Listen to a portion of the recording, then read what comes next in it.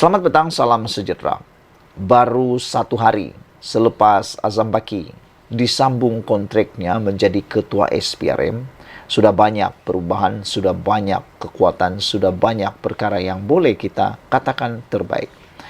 Walaupun mungkin Anda tidak setuju dengan saya, tetapi pada pendapat saya, apa yang dilakukan oleh SPRM sekarang adalah amat-amat rasional dan amat-amat membanggakan kita. Manakala tidak, begitu banyak tangkapan, pendakwaan dan juga pendedahan berkaitan rasuah yang berlaku di Malaysia yang kita tak pernah tahu, sekarang barulah kita tahu.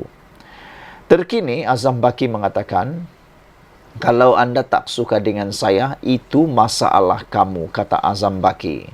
Beliau kata, kamu tak suka saya, itu bukan masalah saya. Itu sesuatu yang saya suka. Apabila Azam Baki yang merupakan ketua kepada menangani rasuah yang di Malaysia, berlaku di Malaysia, beliau patut lebih garang lagi. Jangan peduli dengan apa orang kata. Kerana apa yang didedahkan oleh Azam Baki bahawa beliau kata 2 hingga 4% daripada keluaran dalam negara kasar negara boleh hilang akibat rasuah. Bayangkan saudara-saudara, kalau ini tidak ditangani dengan segera, kalau hal ini terus berterusan, terus menular dalam negara kita akan rugi 2 hingga 4% daripada keluaran dalam negara kasar. Itu bukan satu jumlah yang kecil, itu satu jumlah yang besar. Itu uang yang boleh hilang akibat rasuah.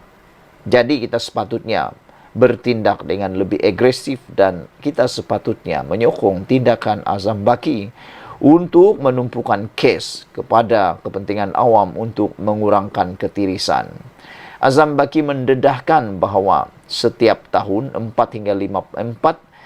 hingga 4% hilang itu berjumlah sehingga RM30 bilion hingga 40 bilion setahun. Bayangkan, Azam Baki dedahkan ini berjumlah hingga 30 hingga 40 bilion setahun yang melibatkan hilang akibat rasuah. Beliau kata sekiranya kita boleh selamatkan sekurang-kurangnya 10 bilion, itu sudah memadai. Kerana kata beliau, kamu juga boleh menggunakan uang itu untuk membayar bonus kepada rakyat.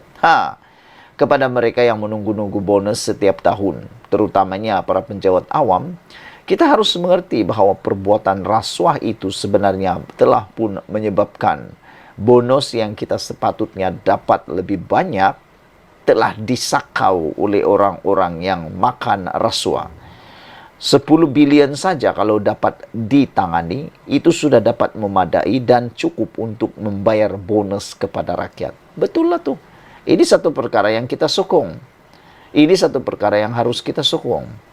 Dan jangan sampai 10 bilion itu hanya jatuh kepada orang-orang yang tertentu sahaja.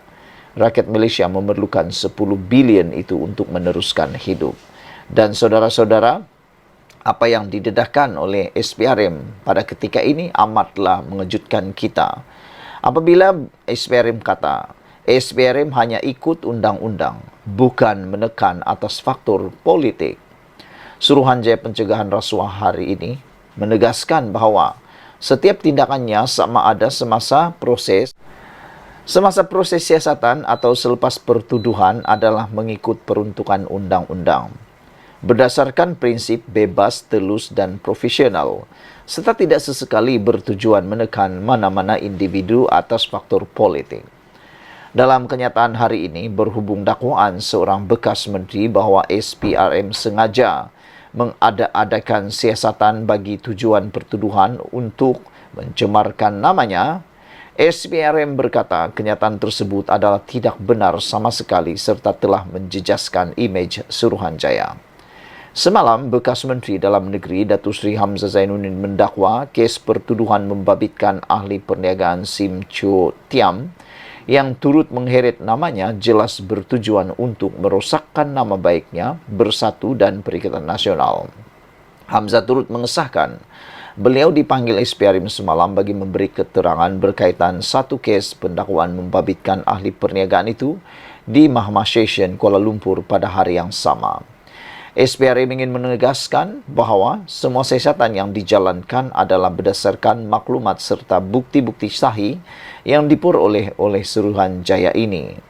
kertas-kertas siasatan yang telah dilengkapkan dengan penemuan elemen-elemen kesalahan di bawah Akta SPRM 2009 serta akta berkaitan kemudian dirujuk kepada Jabatan Peguam Negara untuk kajian dan pertimbangan sewajarnya menurut Suruhanjaya itu.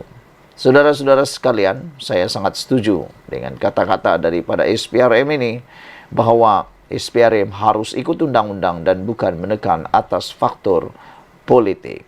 Sekian dulu untuk kali ini. Jangan lupa share video ini, tekan butang subscribe. Malaysia kita punya, kita juga sama-sama cintai Malaysiaku. Bye-bye. Selamat petang, salam sejahtera. Terima kasih kerana bersama dengan saya di Nazilin Unity Channel. Ini jawapan Hamzah Zainuddin selepas beliau telah pun diheret di dalam isu pertuduhan rasuah membabitkan RM15 juta. Sebelum kita teruskan ulasan kali ini, jangan lupa tinggalkan dulu komen anda, tekan butang subscribe dan tolong share video ini supaya semua orang tahu perkembangan politik terkini di Malaysia. Saudara-saudara sekalian, kita digemparkan dengan satu pertuduhan di mahkamah yang mana melibatkan seorang ahli perniagaan Cina berbangsa Cina. Namun yang menggemparkan seluruh Malaysia ialah apabila bekas menteri di Kementerian Dalam Negeri Hamzah Zainuddin turut disebut nama, dan ini menimbulkan satu spekulasi polemik politik yang besar di Malaysia. Sehingga kan Hamzah Zainuddin mengatakan bahawa beliau hairan nama beliau diheret dalam pertuduhan rasuah. Sehingga kan Hamzah Zainuddin mengatakan bahawa beliau berkata beliau hairan dengan tindakan memetik namanya dalam pertuduhan terhadap seorang Datuk Seri semalam bertujuan untuk mencemarkan reputasi beliau. Hamzah Zainuddin mengatakan bahawa pertuduhan rasuah terhadap individu bernama Sim Cho Tiam menyebutkan bahawa ia membabitkan projek-projek di bawah Kementerian Dalam Negeri semasa beliau menjadi menteri. Malah, pertuduhan tersebut juga menyebutkan nama beliau. Itulah yang janggal, kata Hamzah Zainuddin. Dan beliau hairan kenapa nama beliau disebutkan sedangkan beliau tiada pembabitan langsung. Masalahnya di dalam isu ini ialah, seperti yang dipersoalkan oleh Hamzah Zainuddin, mengapa tiba-tiba nama Hamzah Zainuddin ada di dalam pertuduhan tersebut. Tentulah bukan sengaja, bukan suka-suka untuk membuat sesuatu perkara itu. Lebih-lebih lagi ianya melibatkan undang-undang. Oleh sebab itu, bukan sepatutnya Hamzah Zainuddin yang bertanya, tetapi kitalah yang harus bertanya kepada Hamzah Zainuddin. Mengapa nama beliau disebut di dalam pertuduhan tersebut? Dan bukannya Hamzah Zainuddin yang bertanya mengapa nama beliau disebut dalam pertuduhan tersebut. Walau bagaimanapun kita berasa bersyukur kerana pertuduhan ini bukan dikenakan terhadap Hamzah Zainuddin. Beliau hanya dipanggil untuk siasatan lanjut. Selain itu, Hamzah Zainuddin mengatakan bila diperhalusi keempat-empat pertuduhan tersebut, ia menyebut bahawa suapan adalah untuk mendapatkan apa-apa projek milik agensi-agensi di bawah Kementerian Dalam Negeri. Jadi beliau kata apakah projek yang menjadi hal perkara rasuah yang dimaksudkan pada kenyataan media pada malam semalam. Hamzah Zainuddin juga berkata ketika mengulas 4 pertuduhan rasuah terhadap SIM di Mahkamah Session Kuala Lumpur semalam.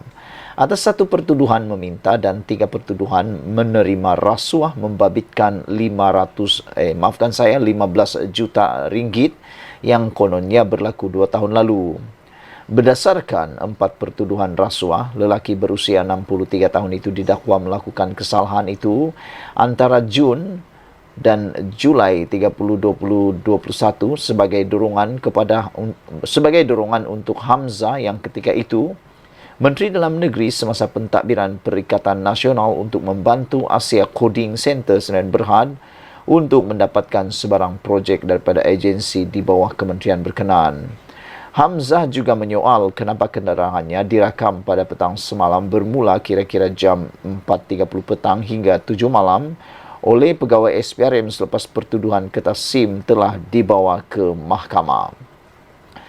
Pertuduhan yang mengheret nama saya ini jelas bertujuan untuk merosakkan nama baik saya, Bersatu dan Perikatan Nasional. Lebih-lebih lagi, timbalan Perdana Menteri merangkap Presiden UMNO sendiri sebelum ini secara terbuka menyebut rancangan untuk mewujudkan kluster mahkamah dari kalangan pemimpin Bersatu dan Perikatan Nasional dakwa Hamzah Zainuddin lagi. Hamzah Zainuddin berkata namanya sengaja diheret dalam pertuduhan itu kerana kerajaan bimbang dengan kekuatan Perikatan Nasional dalam menghadapi pilihan raya akan datang.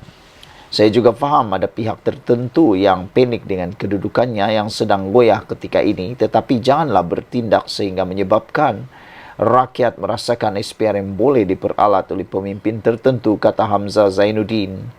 Sementara itu, Hamzah turut mengucapkan tahniah kepada Ketua Pesuruhjaya SPRM Azam Baki setelah perkhidmatannya disambungkan selama setahun lagi. Namun katanya dia mengharapkan pelanjutan tempoh perkhidmatan itu tiada muslihat tertentu. Sekian dulu untuk kali ini. Jangan lupa ikuti terus ulasan selepas ini.